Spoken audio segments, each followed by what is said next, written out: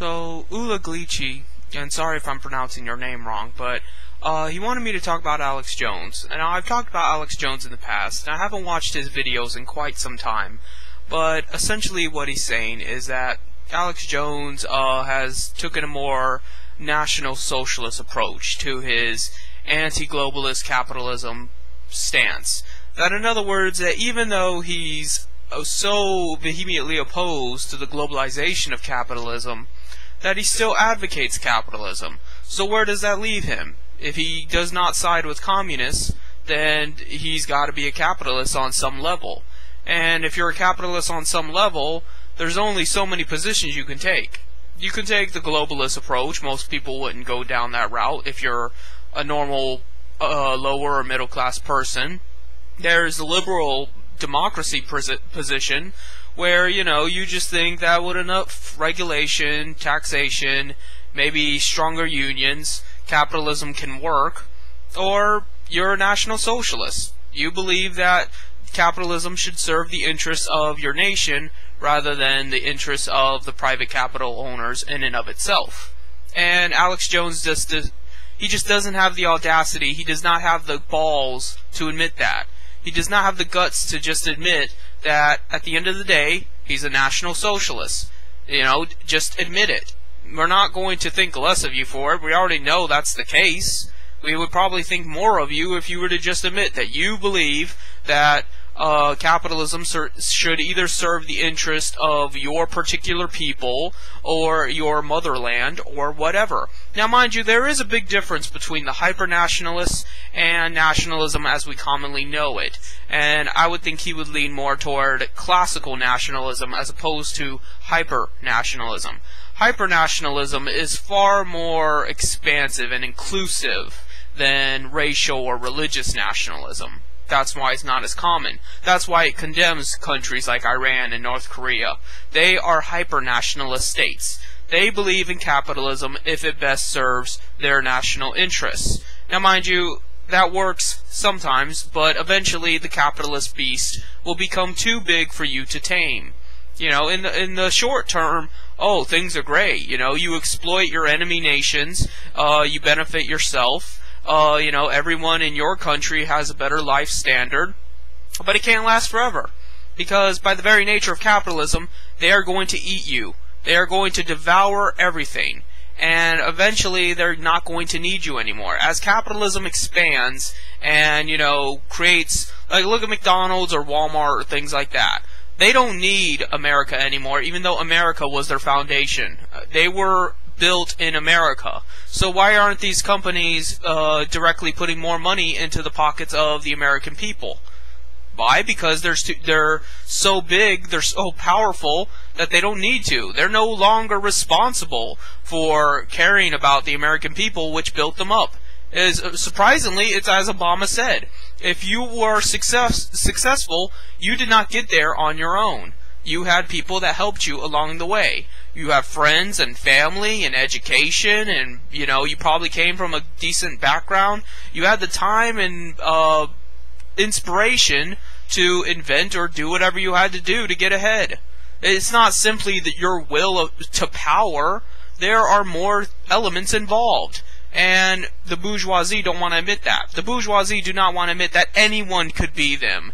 Anyone could do what they do. The only difference between them and a normal person is a normal person just does not have the opportunity to do those things. But a normal person is just as intelligent, just as capable of working at whatever they're doing, or anything like that. It's just a matter of what is their exposure to those things. If they were properly educated, they could do just about anything. There is nothing physically stopping any human being from being any other human being. There is no difference between a scientist or a janitor or a businessman or a lawyer or anything like that. It's only a matter of what they have available to them as far as education goes and what they're willing to do. What they're willing to do as a person and what gives them the motivation to do it. And when you realize that, why do you create these class differences? Why do you suggest that somehow people are innately different and that, some people deserve to be superior to other people and that they deserve more wealth, they deserve more of a voice in the political system and things like that? There is no physical difference between humanity. There's only psychological differences. There's only psychological differences that some people just don't want to do that kind of work. There are only some psychological differences that they find some forms of education a little more difficult to learn than others. Some people are not going to be as good at math or biology as someone is at, I don't know, language, history, things like that. And you can argue that some subjects are more important than others. But at the end of the day, anyone can do it. It's just a matter of they do not have the things available to do that. They do not have the resources to do that. But pretty much anyone can be anything. And when you understand that concept, it makes no sense to believe in capitalism. From a metaphysical standpoint, capitalism is just completely irrational. And what it comes down to is people that still excuse capitalism while pointing out its very blatant, severe flaws is that they want to benefit a certain class of people. Whether that be the Alex Jones' white race, whether that be because he's Christian, whatever, it really doesn't matter. What it comes down to is the fact that he understands capitalism is this just cancer. It's a cancer, it's a tumorous cancer that's just eating away at the flesh of the world. But he doesn't care. He doesn't care about the cancerous tumor. What he wants to do is control it. What he wants to do is he wants to live in a country that knows how to shape the cancerous tumor to cut off the limbs of people he does not like. Whether that be the Middle East, whether that be, something else, the Jews, whatever. It doesn't matter to him. It just matters of benefiting his people, benefiting his country over somebody else. And mind you, like I said, you have to know the difference between hyper-nationalists and regular nationalists. Because hyper-nationalists might be able to be inclined to become a more socialist, more communist state. But even then, that will take time. That will take time to get people out of that mindset that somehow their group of people is different than somebody else's group of people. Americans are no different than Canadians. Canadians are no different than people from Iran. Iranians are no different than people from Australia. I could just make on and on comparisons, but the point is that people are essentially the same when you get right down to it. And because of that, that's why you have this third way position. You have this third way position because they know how capitalism operates, and they're completely fine with that. They're just not fine with the fact that that it only benefits us. Well, I say only benefits, but basically they're not fine with the fact that it benefits some people they don't want it to benefit. It's jealousy. It's just envy. And that's not what being a communist is about. Being a communist is not about simply being jealous of somebody with more than you, simply jealous of someone having the opportunities you did not have. The fact is, everyone should have those opportunities, because the same way that person can create, you can create, I can create, everyone can create. And why aren't we able to? Because if we were actually equal, then there would be no need to enslave anybody. There would be no need to have laws or rules or anything like that. And a lot of sociopaths don't want that. There's a lot of fucking fucked up people out there. There are a lot of dangerous, evil, violent, cruel, malevolent son of a bitches. And a lot of them are moderators. And some of them aren't moderators, but I guarantee you a moderator is always one of those types of people. Now, that's the thing here. That's why nationalism is becoming more popular, where on the internet it just seems to be saturated with it. Because they feel as though their people, their whatever class they want to think of themselves as, is somehow entitled. It's white privilege. Maybe not specifically white privilege, but it's the privilege of your class versus the privilege of somebody else's class. And that's what communists want to get rid of. The class war. We're sick of the class war. The class war needs to end. We don't want classes. We simply want people. We want artists, we want inventors, we want doctors, we want, mothers and fathers, we want everything, we want bakers, we want everything that is a person that can do something for the good of everybody, for the good of themselves. And it has nothing to do with being superior to somebody else. It has nothing to do with the fact that some people are stupider than others, or that somehow they're just less inclined to work. It has nothing to do with any of that. It just comes down to what benefits all of us, what benefits us personally and impersonally. And Alex Jones is not going to point that out, because Alex Jones is one of those fascist assholes. And if you don't want to believe that, check out prisonplanet.com. It's a terrible place. Isn't it ironic that, Alex Jones has all this time to talk about the Illuminati and New World Order and things like that, but yet he finds time to ban Jim Profit from prisonplanet.com and his YouTube channel. Now, mind you, I don't think Alex Jones is personally running prisonplanet.com or his YouTube channel, but clearly he knows who is. He obviously handpicks the people that maintain the website and his YouTube page and things like that. So it's not like he doesn't know what's going on. It's simply the fact that he does not like to be contradicted. He does not like the fact that someone can admit, yes, there are global conspiracies by a few elite people, but it's not just because of some desire for a one-world government. It's a desire for one-world power. There's a difference. Government applies to everybody equally. The law applies to everybody equally, but power doesn't.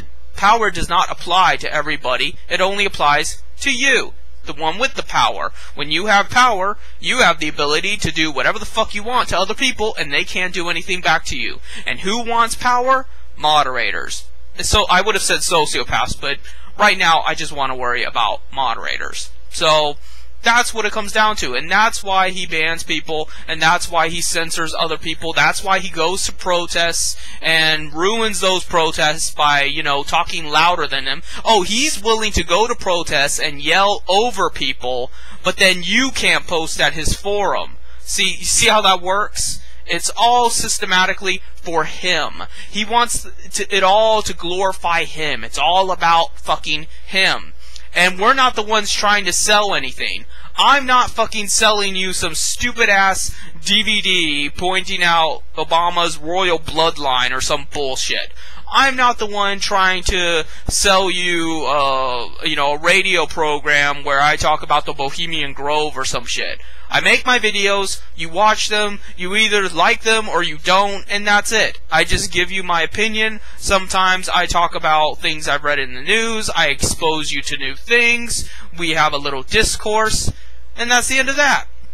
What's so wrong with that? Why do I need to be somehow shut out from his forum and community and things from other people that may want to hear what I have to say? And if they don't want to hear what I have to say, they don't have to listen. But why is he of any authority to stop me from talking to other people simply because it's not his videos, it's not his opinion, it's not his the world that centers around him, it's not his perception of reality? Why? Because it's not making him any fucking money. That's what it's about. He is the bourgeoisie. He is just as much the bourgeoisie as McDonald's CEO or Walmart CEO or any other big corporation. Maybe he's not quite as rich and powerful as a big corporation, and he probably never will be. But he is a bourgeoisie in his mentality. Even if he did not have all the money that he had from selling those shitty DVDs and having his millions of fans, he would still think that way. He would still be a petty, disgusting, disgraceful person. He would still be a dreg. He would still be a bottom feeder. He would still be just someone you do not want to associate with. He just would not have power. That's what these people want. That's all they want. That's all they care about is power. How they can get it and how they can exploit it. And I really have nothing more to say here other than, do I think Alex Jones is personally advocating a fascist stance? I don't know. I think maybe that he does because he knows that's the demographic he attracts, but I don't think Alex Jones has an ideology in and of himself. I do not think Alex Jones personally believes any of the shit he says. Whether or not the things are true is besides the point. He probably knows what is and isn't true with this shit he spouts. But the fact is, he knows it'll make him money. He knows it'll have him have a huge fan base that surrounds him at all times. He knows he can get away with treating people like absolute garbage. He knows he can make up lies about politicians and about pretty much anybody he wants and connect them vicariously through the third person to reptilian bloodlines and shit like that. He can pretty much say and do whatever the fuck he wants to. But you can't. You can't even post on his goddamn message board. So that's the difference between people with power and people without, and it also explains the difference between people that are mentally sane, decent people versus moderators. And I guess that's all I have to say here, is that whether or not Alex Jones is touting a nationalist message is besides the point. I don't agree with nationalism. I have said plenty of times that nationalism will ultimately lead to capitalism. Whether or not you want it to, whether or not you think you're in control of that beast, it will always get out of your control. It'll always become a Frankenstein's monster that you will not be able to subvert. You will not be able to command it forever. It will get too big for you. It will get too powerful for you. It will eventually betray you. Your nation is not important. You are not the chosen people. Your race is not superior. Your religion is not superior. Eventually, capital owners will always betray, backstab, and destroy those that gave them the capital to do that, to benefit and exalt their race, their religion, their nation. And that's what so many people just aren't understanding. So whether or not Alex Jones personally believes in nationalism is irrelevant. I mean, maybe he does, maybe he doesn't. I just don't think he really does. I don't think ideologically he does, because what's the point to it? What's the point of him having ideology when he already has power? That's all those kinds of people care about, is power. So he'll say whatever he's got to say. And he could never be mainstream. I mean, he is getting more mainstream, obviously. Look at his new videos. They look like something off CNN or something. But he will never be a commentator on, you know, Rachel Maddow's show or anything.